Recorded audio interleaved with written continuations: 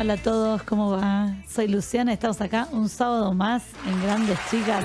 Hola Vane, ¿cómo va? Hola Lu, ¿cómo estás? ¿Todo bien, vos? Bien, muy Hoy bien. me traje, mira, un vinito blanco para compartir, ya estuvimos ahí A seguir celebrando. a seguir celebrando de los amigos de Siete Magníficos Wine que nos mandaron un blanquito hoy fresquito, rico. Empezando el otoño, ya ahora sí, llegó el otoño, sí, Sí. hizo esperar, pero ya estamos, así que viene bien. No me gusta. Era No me espera. gusta el frío. No me gusta el frío, me pone nerviosa. Igual ahora estamos como un mix todavía. Sí, peor todavía, un bipolar. Tendría que haber preguntado primero eso porque no te hice preguntar. ¿Viste? Vane, te voy a yo preguntar a vos esta vez. ¿De qué vamos a hablar con vos hoy? Hoy vamos a hablar acerca del arte de crear recuerdos. A ver si... Te dicen que te pongas más cerca del micrófono. Más cerca del querida. micrófono, Ahí bueno, va. ahí estamos. El arte de crear recuerdos, me suena a fotografía. Te suena a un libro, Ah. de un danés, justamente allá en Dinamarca, viste que está catalogado Sí. como uno de los libros, países, mejor dicho, uno de los países más felices del mundo. Ujú. Y bueno, y el libro es justamente de Mike Wikin, Ujú. que es el director del Instituto de Investigación de la Felicidad, así que vamos a hablar un poco de eso. Bien, Instituto de la Felicidad, me interesa. Me interesa para mí que soy re feliz. Para compartir, sí, para crearlos. Vamos a ver qué se trata esto. Dale, joya. Y hoy es el día del libro, no sé si sabías. Así que Siempre estamos así como conectados. el día del libro, tenemos acá el libro y también nuestra invitada de hoy nos va a presentar su libro, que me encanta el título, que se llama Tan mal si salimos. ¿Viste? Nosotros siempre decimos tan mal no salimos, tan mal no salimos. Bueno, acá Sofía nos va a contar por qué tan mal si salimos. Y vamos rapidito a escuchar un tema y después vamos a presentar a nuestra invitada. Muy bien, y vamos a darle la bienvenida a Sofía Lewicki, que es licenciada en psicología, madre, escritora y docente. Es nuestra gran chica de la semana. Hola, Sofi. Hola, buenas tardes. ¿Cómo están? Muchas gracias por invitarme. Bien, ¿todo bien vos? Todo muy bien, todo Bueno, muy bien. me por suerte, alegro. acá. Contanos primero que nada, te voy a preguntar, ¿por qué tan mal si salimos? Bueno, en realidad es como un poco mostrar la contracara de esta frase que dice, ¿no? Como tan mal no salimos, en donde yo creo que está un poco solapado la naturalización de la violencia que hemos y han sufrido todos los niños y niñas a lo largo de la historia, ¿no? Que incluso hoy somos esos adultos que queríamos. Entonces, un poco es demostrar y tan mal si salimos también en relación a la violencia obstétrica, al nacimiento, ¿no? Tan mal si salimos, cuando salimos de la panza de nuestra madre. Como que creo que tiene varios sentidos, ¿no? Varias aristas para trabajar este tan mal si salimos, ¿no? Como que no solamente apunta como, digamos, a un prejuicio, sino como a repensar un poco desde el nacimiento, incluso a veces desde la gestación, ¿no? Uh-huh. Y pasar también por la crianza, ¿no? Tal cual. Vos sos psicóloga perinatal y psicóloga infantil. Yo soy licenciada en psicología y me especializo en perinatalidad y en crianza. Trabajo, sí, asesorando más que nada, trabajo con padres y obviamente que muchas veces es necesario trabajar con los niños, ¿no? Poder escucharlos a ellos, darles ese lugar. Claro, y todo esto que vos contás en el libro, supongo que debe venir de lo que vos ves en la vida diaria y en el consultorio. Sí, vino por eso y también vino bueno, cuando yo me convertí en madre, ¿no? Que uno dice, cuando uno dice convertí, ¿no? Me convertí en madre, me convertí en padre, pero en realidad creo que la maternidad y la paternidad son construcciones, ¿no? Y en ese día a día uno se va construyendo y creo que en esa construcción a mí me llevó más a una deconstrucción, a deconstruir, ¿no? Eso que había y a ver qué, ¿no? Como, bueno, a ver qué hay acá adentro, ¿no? De qué se trata esto de criar y nosotros lo tenemos tan naturalizado, ¿no? Pero salir a la calle con un niño no sé, nos da un montón de información, ¿no? Del lugar que tienen ellos en la sociedad, del lugar que tenemos las madres, de lo que implica la crianza, la mirada del otro.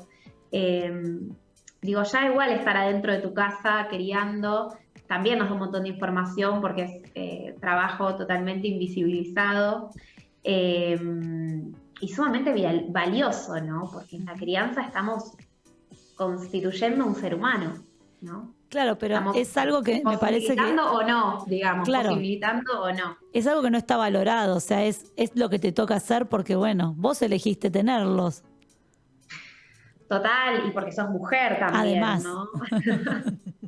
Tal cual. Porque es como que el chip de bueno, de las mujeres como, bueno, tienen que ser madres, ¿no? Como si no existiese la posibilidad de que no. Claro. Y ahora, yo siempre me planteo esto, somos una generación que, digo, la generación que estamos criando ahora a los chicos, somos una generación que nos repensamos a nosotros mismos, que nos planteamos cosas, o por ahí es el núcleo que me rodea, no sé, pregunto así, vos que sos la que sabe del tema, ¿no? Digo, nuestros padres en general no se preguntaban a ver si criaban con apego, sin apego, si la teta, si no la teta. Si esto se hace porque te lo digo yo y punto, que soy tu padre, porque soy tu madre nunca, soy tu padre. Así que bueno, no sé, ¿vos ves que esta generación está cambiando esto? Bueno, antes que nada, sí, total, ¿no? Porque encima, además, la autoridad, ¿no?, máxima era el padre, antes. Y por otro lado, respondiendo más puntualmente a tu pregunta, sí. O sea, yo creo que somos la generación que nos estamos preguntando un montón de cosas, que nos estamos repensando y pensando y tirando y construyendo, y por eso es tan difícil. Por eso tenemos tanta complejidad con la crianza. No es, o sea, no digo que siempre haya sido fácil, pero digo, no había otras preguntas, no había lugar a otros saberes y además, digo, se fueron desarrollando un montón de disciplinas que nos van como informando, dando un montón de información de lo que implica el desarrollo de un niño, ¿no? De lo que implica la maternidad, digo, la psicología. A mí, en mi carrera, nunca jamás me hablaron de psicología del nacimiento. La psicología tiene una deuda enorme, muy pendiente con esto, por ejemplo. Pero más allá de eso, yo creo que sí, que hoy nos cuesta tanto por eso, porque nosotros tenemos adentro una manera de criar, ¿no? O sea, fuimos criados de una manera, nuestros padres fueron criados de una manera, y nosotros estamos queriendo criar de otra. Sin embargo, esa información la tenemos como es esto, información, no estuvo pasada por nuestro cuerpo. Es esto que yo digo, queremos criar con respeto, pero no hemos sido respetados, ¿no? Claro. Incluso nosotros mismos, como muchas veces nos desrespetamos, ¿no? Si es que existe esa palabra. Entonces yo creo que por eso es complejo. Sofía, porque no lo hemos experienciado en el cuerpo. Y la consulta con esto que vos traes a tu pregunta, vos decías, bueno, somos una generación que se hace muchas preguntas, antes había mucho del mandato, de aquello de lo dado. Había algo interesante que un poco surgía de lo que decías, es cómo se establece, me imagino te debe llegar mucha consulta, entonces cuál es el límite, ¿no? Porque veníamos de una generación de mucho mandato, mucho, si querés, diciéndolo en un coloquial, bajada de línea, es así porque es así, a una generación donde se hace una pregunta, una apertura. Tu libro trae la metáfora de esto del salir, ¿no? Vos decías recién salir a la calle, viste que las madres pasa mucho cuando salen a la calle, esto si el nene llora o lo que fuera, entonces todas las cabezas giran. Me preguntaba mucho acerca de esto, ¿no? Uno con preguntas, otro con un mandato. ¿Cuál es el límite o cómo se hace para un equilibrio, si querés, en ese punto? ¿Cuáles son tus sugerencias que creo que traes? Claro, es que yo creo que hay como una desinformación en relación a los límites, ¿no? Haber criado autoritariamente, eso no es un límite, ¿no? De hecho, yo creo que el mejor ejemplo está en nosotros los adultos, ¿no? No sabemos poner límites porque creemos que poner un límite es generar miedo en el otro, ¿no? Para que acate eso. Y el límite se construye, ¿no? El límite no es algo que está dado, ¿no? Así porque sí. Y el límite primero lo tenemos que construir nosotros con nosotros, porque somos los adultos los que permanentemente pasamos límites, ¿no? A ver, ¿esto qué quiero decir? que en el niño ese límite hay que construirlo de a poco, ¿sí? Pero ¿qué pasa? Como nosotros no sabemos de eso, de la construcción, ¿no? Nosotros sabemos eso de la imposición. Nosotros queremos imponer las cosas y que las haga ahora, ¿no? No cuando el límite está siendo internalizado en un proceso de desarrollo y de aprendizaje con H en el medio, ¿no? Como esto de que está siendo vivenciado, está siendo entendido, comprendido, reflexionado. Eso lleva muchísimo tiempo, ¿no? La mayoría de nosotras seguramente hemos obedecido por temor. Tal cual. Y yo te escucho decir esto y me acuerdo, me trae a la memoria esto de vos le estás poniendo un límite a tu hijo de una manera diferente, qué sé yo, y vienen los mandatos sociales, las abuelas, las tías, y te dicen, no, pero así lo estás haciendo mal, porque al final tu hijo es un malcriado. Entonces, sí, esto de que, bueno, socialmente también todo lo que estamos haciendo como padres está mal visto. Sí, porque yo creo que por un lado esto inconscientemente hace que la persona que está enfrente se cuestione, ¿no? Como, che, pero yo hice todo como al revés. Y ahora esta me viene a decir, ¿no? Que todo lo que yo hice está mal, ¿no? Como que esto no es algo consciente, no es algo que como que en algún punto como que posiciona como de la vereda de enfrente a la otra persona, ¿no? Eso por un lado. Y por el otro lado, también yo lo que propongo un poco en el libro es como, bueno, ese mismo respeto, ¿no? que queremos, con el que queremos criar a nuestros niños, ¿no? Es un poco el respeto que tenemos que trabajar para no estar todo el tiempo peleándonos con eso, ¿no? Tratar de entender que también es como un proceso y que también ahí, en esa madre, en esa abuela, hay una niña completamente herida, ¿no? Muchas veces, obviamente, las familias se terminan alejando porque a veces son demasiado problemáticos los vínculos. Y esto, o por ejemplo, no sé, el otro día me consultaba una mamá que la familia agarraba a su hijo del brazo, ¿no? Como zamarreándolo. Entonces, como hay límites, ¿no? Ahí en los que uno tiene como que... Y estos son los mejores ejemplos, ¿no? Cuando hablábamos de límites, ¿no? Como dicen, ¿y qué hago cuando? No tenemos idea cómo poner un límite sin ser como autoritarios y sin dejar que hagan cualquier cosa con nuestro hijo. Claro. También es ponerle un límite al otro, al que no es el que cría a tu hijo, o sea, vos, la persona con la que la estás criando, si hay abuelos que crían también. Digo, es poder ponerle un límite al resto de la sociedad. Yo siempre me río y mi tía Rita siempre se enoja, porque siempre la cargo de que siempre le da el dedito en el dulce de leche para que el nene pruebe, o el caramelo escondida cuando le dijiste, tía, no le des. Y se ríe ella. Ahora se ríe, o no sé, por ahí me reta dentro de un rato. Pero esto de decirle, no le des dulce de leche, pues yo te dije que no había que darle, y soy la mamá. Entonces, nada, ¿cómo hacemos para esto? ¿Cómo se juega? Bueno, por eso es tan importante como la crianza en tribu, ¿no? Está como esta idea de que los abuelos malcrían, de que los abuelos no ponen límites. Y la verdad es que es una idea que para mí es una idea bastante romántica, ¿no? De la abuelidad, que me gusta cuestionarla, en el buen sentido, ¿no? Como abrir una pregunta, como pensarla, ¿no? Como...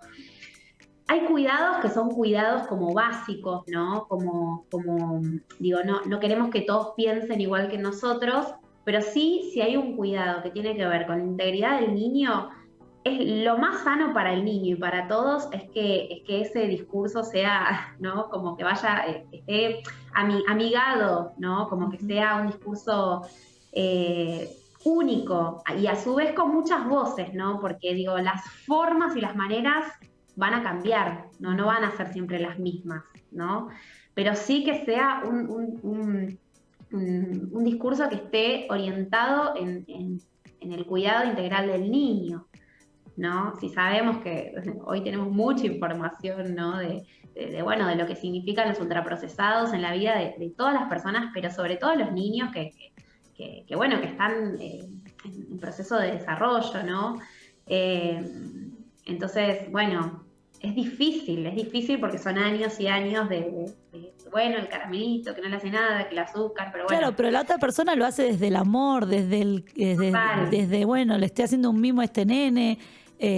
Digo, también no lo hace desde la maldad y desde, no, bueno, le voy a dar para que se enoje la madre o lo que sea. No, total.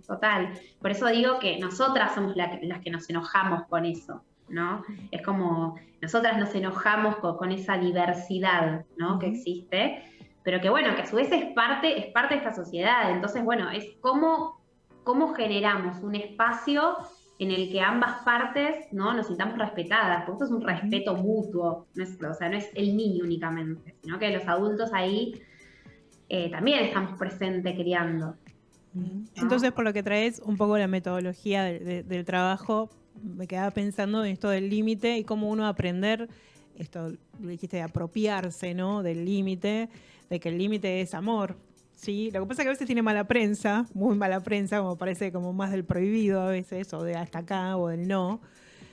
Pensaba un poco cómo es la metodología entonces, justamente cuando llegan a consultarte, porque hablabas mucho del adulto, entonces tenés como un trabajo casi en simultáneo, viste que, de nuevo, es como que transforma un poco quizás el abordaje de tu trabajo, ¿no? Porque siempre uno imagina, o como se armaba incluso metodológicamente, es los niños y cada tanto la frecuencia con los padres, pero al traer tanto al adulto, como mencionabas, seguramente hasta cambia un poco también, desafías la metodología de trabajo.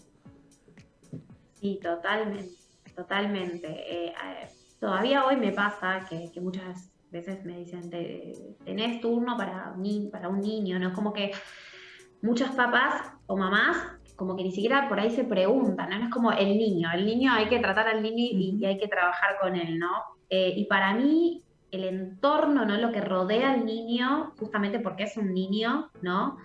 Es clave, ¿no? Es quien propicia o no propicia determinados comportamientos, determinadas problemáticas, ¿no? Como poder evaluar a nivel sistémico, ¿no? Y dinámico, ¿no? Todo lo que está rodeando a ese niño, que es quien lo está, digamos, le está propiciando ese entorno, ¿no? Para su desarrollo, para su día a día. Para mí eso es como lo más importante, ¿no? Entonces yo ahí a lo que convoco es, bueno, en realidad yo trabajo con los padres, ¿no? Con las madres, y en el caso de que sea necesario, bueno, vemos al niño o a la niña, ¿no? Y muchas veces los niños, y me ha pasado, me piden hablar, ¿no? Y esto es algo que yo no desperdicio jamás, ¿no? Porque los niños muchas veces necesitan ser escuchados, aunque ellos no sean quienes están conflictuando la escena, ¿no? Ellos nos vienen a mostrar a lo que está sucediendo a nivel familiar. Por lo general, ellos nos vienen a denunciar, ¿no? Che, mirá lo que está pasando, ¿no? Entonces, por eso como que se lo quiere tratar a él. Pero el niño, aunque no sea quien tenga el conflicto en sí, también necesita hablar y también necesita ese espacio, ¿no? Y yo trabajo mucho con eso. Integral. ¿No? De hecho, sí, porque así como ellos necesitan, como nosotros los adultos necesitamos como tener este espacio, ¿no? Para poder hablar, para poder decir cómo estamos, lo que nos pasa, ¿no? Porque a veces como todavía está esta idea de que ir al psicólogo es una cuestión para locos, ¿no?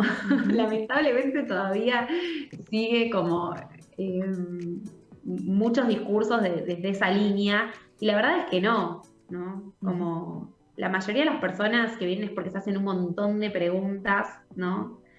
O tienen demasiadas respuestas, ¿no? Y necesitan hacerse preguntas, ¿no? Al revés también. Entonces, sí, totalmente. Esto modifica totalmente la dinámica en la clínica. ¿Y ¿no? Y mucho de lo que yo observo y de lo que trabajo y de lo que escribo en Tan Mal Si Salimos tiene que ver con eso. Eso iba a preguntarte acerca del libro. ¿Cuál fue el clic o eso dijiste, bueno, esto lo quiero plasmar, esto lo quiero transmitir, esto quiero que quede en algún punto escrito, que se reformule, que haga pregunta, ¿no? Porque ya el título hace pregunta, nos convoca a repreguntarnos, ya jugando con la famosa frase como vos bien dijiste. ¿Cómo surgió ese momento de la escritura? En realidad, yo escribo desde muy chica, muy chica. Y cuando me convertí en madre, empecé, y a partir de una problemática que yo tuve en relación a la lactancia, con mi primera hija Juana, a partir de ahí yo dije, esto se tiene que saber, ¿no? Y además yo siendo psicóloga y no teniendo idea, era como, ¿cómo puede ser que yo no tenga idea de esto? ¿No? ¿Cómo puede ser que yo no haya aprendido nada de esto con lo trascendente e importante que es, ¿no? Entonces ahí fue como para mí un clic y en realidad empecé a plasmarlo en mi Instagram, ¿no? Yo tengo un Instagram de crianza, maternidad, bueno, repensamos varias cosas ahí que se llama Soy Mamá y Psicóloga, y en realidad yo empecé a plasmarlo ahí, ¿no? Y empecé a mostrar como otras maneras. Y bueno, y después cuando me convocaron de Planeta para hacer el libro, bueno, era como que yo ya lo tenía todo en la cabeza, ¿no? Y vivido en el cuerpo. O sea, yo todo lo que hablo en el libro y lo que digo, o sea, no es solamente una cuestión de yo haberlo como visto desde un lugar pasivo con mis pacientes, sino de haberlo atravesado y vivido en el cuerpo. Si no, no podría haberlo escrito. ¿Te cambió la visión, digamos, de lo que era antes de ser madre, digamos? Primero, vamos a preguntar esto. Antes de ser madre, ¿atendías también así como atendés ahora? ¿O el hecho de haberte convertido en mamá te cambió totalmente la visión de lo que es ser una madre, de lo que es ser un hijo, de lo que es esa relación que, como vos dijiste, en la facultad no te enseñan? Por un lado, siempre fui muy cuestionadora. En la facultad también lo era. O sea, como no me quedaba con la primera cosa que me decían, y si me decían algo, yo siempre fui como de, ¿pero y por qué esto? Así, desde que iba al colegio. Entonces, no tan como me lo enseñaron, pero nada que, o sea, sí, me cambió completamente. Era como, quería quemar la estantería de libros de la facultad. Era como, no, realmente, y además me empecé a escuchar a muchas mujeres, psicólogas, psiquiatras, referentes, ¿no? Antropólogas, que habían trabajado con la maternidad, y realmente a mí me cambió muchísimo la cabeza. Claro. Fue como, y obviamente, ¿no? Hay cosas de la facultad que no descarto y que son herramientas que hoy conjugadas con esto son valiosísimas, ¿no? Y enriquecen un montón, pero sí, no, nada que ver. O sea, yo lo que pensaba del colegio, lo que había aprendido en realidad, no Claro. era lo que pensaba, ¿no? Era lo que había aprendido, o la lactancia, ¿no? Eran como cuestiones como... Incluso la psicología perinatal que vos mencionabas, es totalmente correcto lo que decís, que no figura en el recorrido de la facultad, o bien es algo muy optativo o muy por fuera. Recién en los últimos años tuvo como un auge más vinculado, si querés, empezó más por el lado de la biología, como decías vos, más de la epigenética, y un poco más el lugar de la madre ahí ubicada. Pero es verdad que en la facultad muchas veces queda una niñez, la adolescencia, viste, adultos, y hay como una previa que vos decís, ¿y dónde está? ¿No? Y es eso que uno lo va a experimentar como traías vos. Total, y además, a su vez también la mayoría de los autores de los que aprendemos en la facultad son hombres. ¿No? Y no por cuestionar a los hombres, pero de verdad que necesitamos más voces de mujeres que hayan vivenciado y que hayan experimentado lo que es criar, ¿no? Criar un hijo en esta sociedad. Además el mito, ¿no? Vos recién hace un rato mencionabas de este mito de que a tener sesiones o a consultar a un psicólogo iban los locos, ¿no? Y creo que esto también lo que hace es en algún punto quitar el mito de que porque vos seas psicólogo algunas cosas, digamos, parecería ser que no te pasan, ¿no? Yo comparto la profesión con vos y muchas veces pasa eso, ¿no? Que porque uno sea psicólogo y dice, no, bueno, pero vos de esto sabes. Y una cosa es, como dijiste, vivenciarlo, la experiencia, otra cosa es la teoría y otra cosa es compartirlo, ¿viste? Es como, también somos seres humanos, nos pasan cosas, estamos viviendo, estamos experimentando la vida como todos, y no porque la profesión no nos ampara de esa parte. O si no, el No. mito de, el hijo y la hija de la psicóloga, imagínate. Justo Sí, como si tuviesen que ser ejemplos de algo, ¿no? Exacto, es un peso a Digo, veces también para los chicos, tal cual. Y esta confusión de que nosotros en nuestra casa no somos psicólogos, ¿no? Somos madres y somos, ¿no? Tenemos una crianza, una historia, nos pasan cosas, ¿no? Quien críe desde la psicología, bueno, es como extraño, ¿no? No es cuestionar, no es que estoy cuestionando, pero no sé si existe como criar desde la psicología, ¿no? Como me parece como algo muy acartonado, como que no es posible, ¿no? Somos personas, a mí también me pasa, a mí también bueno, de hecho, el libro también, esto que yo decía, ¿no? Fueron cosas que yo fui experimentando y fui aprendiendo también conmigo misma, ¿no? Esto de querer criar con respeto, pero darme cuenta que yo no me respetaba a mí misma, ¿no? Que no sabía ni idea, no tenía idea. O sea, eso que yo hacía con mis hijos, no lo podía hacer conmigo, no podía ser benevolente, no podía ser amorosa, no podía ser respetuosa, ¿no? Y fue un gran camino, ¿no? Lo es todavía porque no se termina y porque es un día a día, ¿no?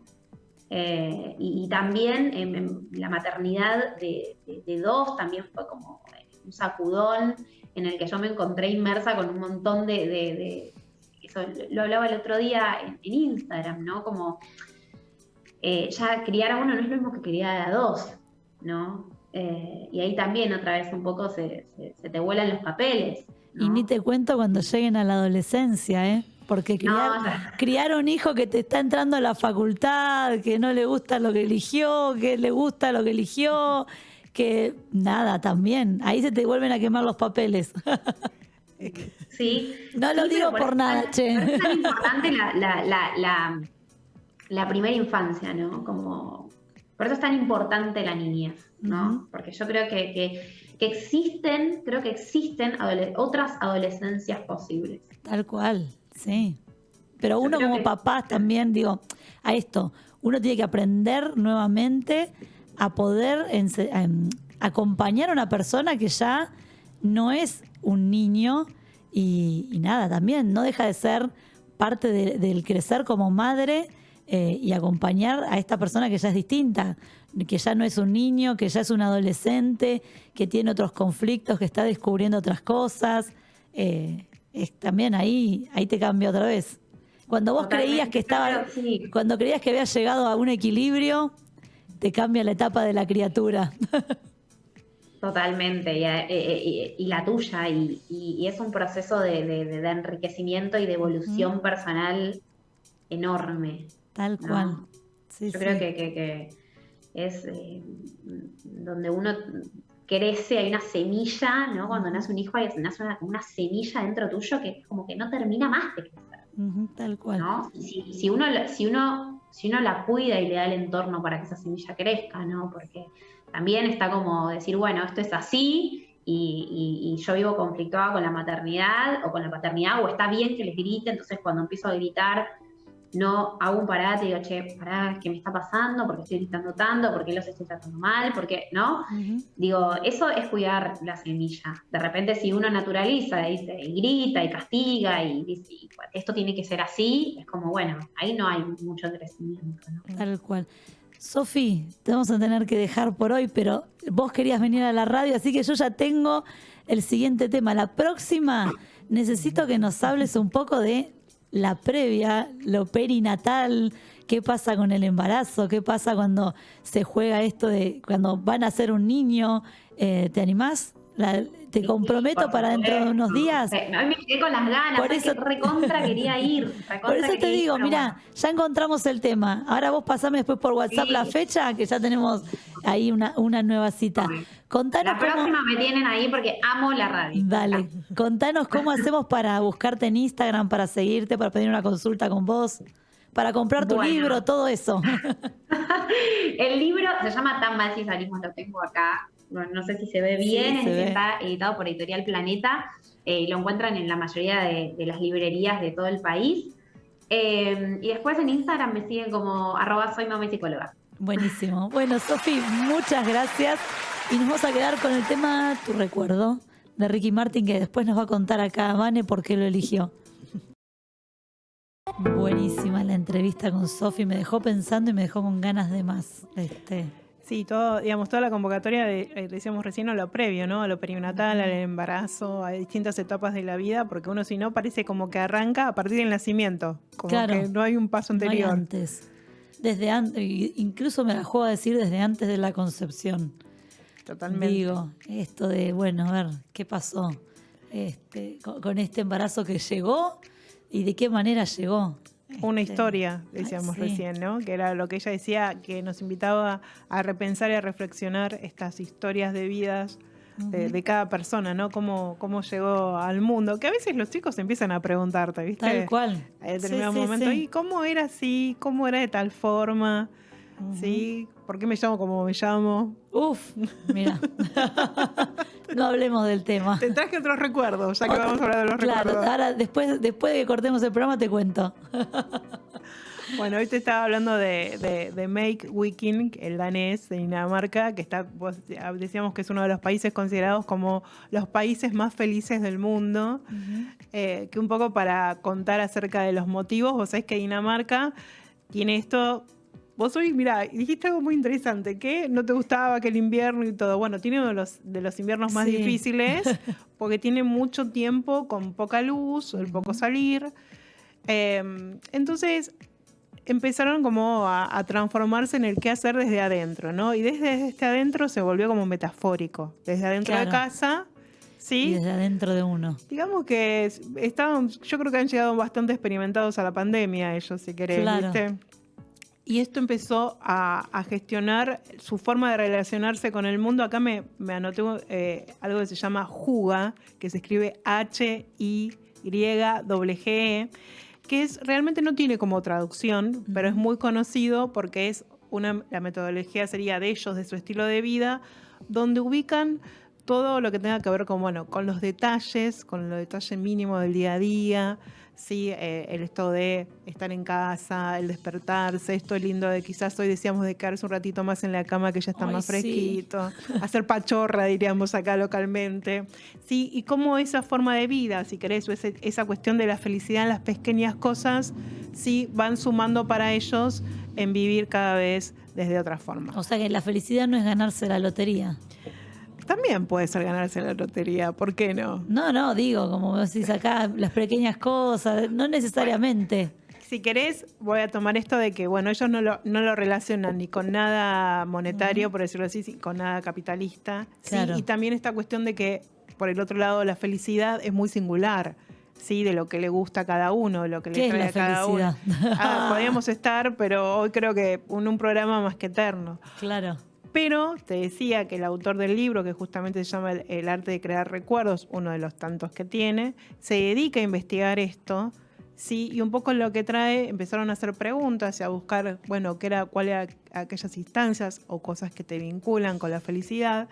Y aparecían como varios temas que en algunos eran con algunos tipos de experiencias vividas, ¿sí?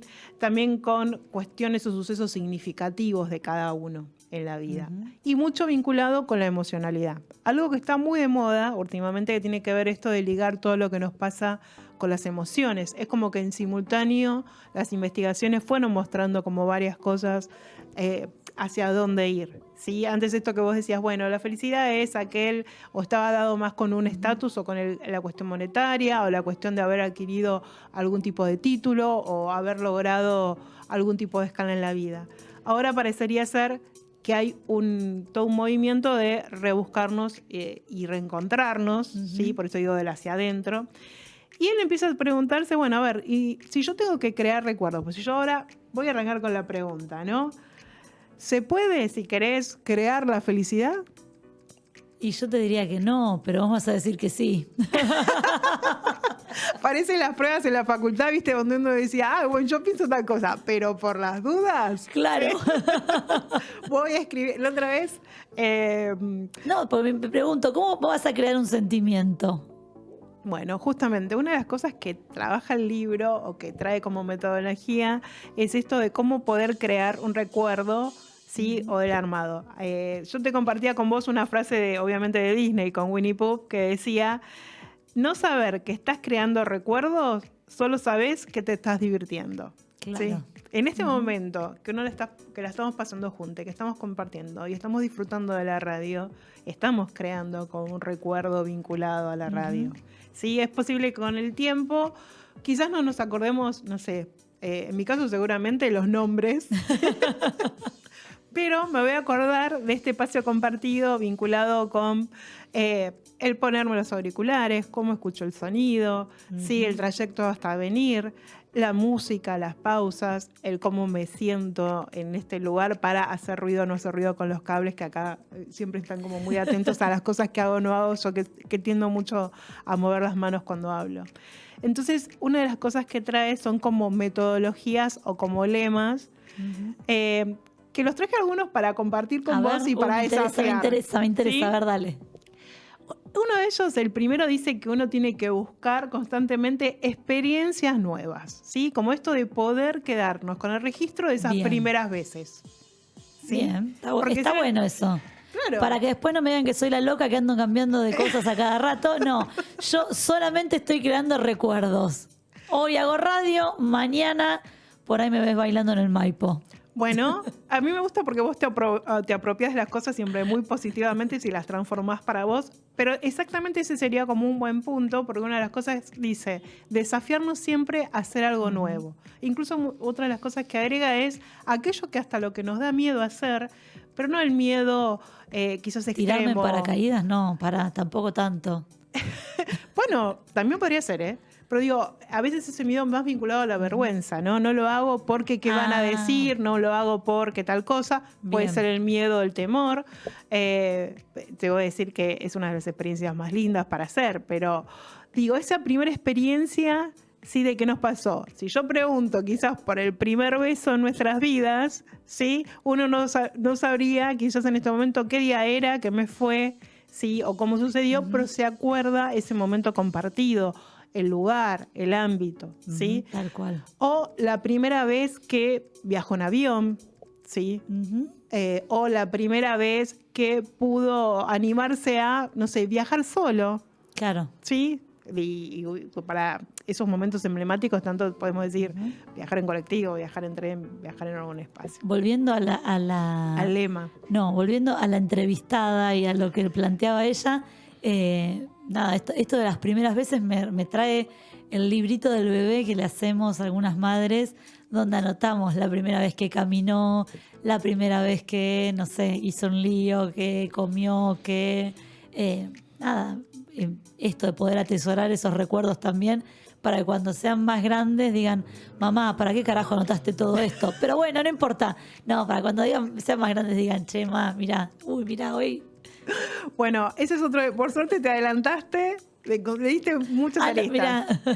Bueno, otro de los lemas para generar, digamos, para atesorar recuerdos o crear recuerdos tiene que ver con esto de construir historia, ¿sí? La experiencia, que puede ser una foto, puede ser un libro, puede ser tomarlo como una narrativa, esto que alguien pueda tener desde un libro o escribirlo, el detalle, ¿no? de ese espacio, digamos, esto que vos decías, el primer día que fue al jardín o el primer día que caminó o aquel momento que sea emblemático para la vida de cada persona y que respondan estas preguntas que decíamos antes que los chicos empiezan a hacer sobre su historia y que hoy por hoy nos pasa a nosotras, que nos preguntamos sobre nuestros abuelos, dónde nacieron, quiénes fueron, donde en la historia de cada familia a veces no tenemos como atesorado mucho el árbol genealógico, si querés. Uno lo tiene que armar y tiene que empezar a entrevistar a toda la familia.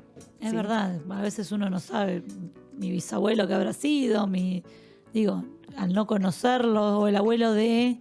entonces por ahí te dicen, no, porque sabías vos que tu abuelo era tal cosa, y te quedás sorprendido porque nada, no está escrito en ningún lado. Exactamente, y ahí voy a traer algo de esto importante de que lo mencionamos, de cómo a través de nuestra vida también vuelve a cambiar la mirada sobre eso, ¿no? Porque la memoria también tiene que ver con el prestar atención, ¿sí? Y por eso Hoy está también muy de moda el mindfulness, digo que los daneses parece que también están esto de que la memoria y el recuerdo tiene que ver con esa pausa, esa dedicación, donde pongo el foco a realmente lo que estoy experimentando. Y la idea es sumarle también a la experiencia sensaciones, ¿no? Todos los sentidos, no solo la vista, sino qué estoy escuchando, cómo era la música, cómo era la fragancia, si tomo un café, el olor al rico café, el olor de lluvia, la tierra mojada. Sí, nosotros solemos hacerlo mucho cuando charlamos y ponemos la música en el programa, Claro, ¿no? tal cual. Tratamos de convocar un tema. Hoy me decías a vos, bueno, ¿por qué elegiste estos dos temas? Porque, bueno, hablan de recuerdo las dos canciones, pero también son recuerdos, si querés, en este caso, en mi vida personal. La primera canción fue un traspaso en mi hija desde al primer grado, que cuando cerraban era como despedirse del jardín y decir que iba a estar en su corazón, como dice la canción.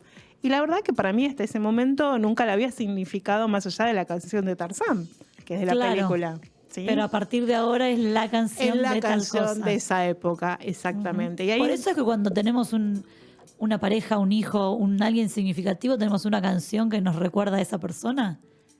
siempre tenemos esa manera, es una manera de asociar, digamos. Recién decíamos con la memoria, ¿no?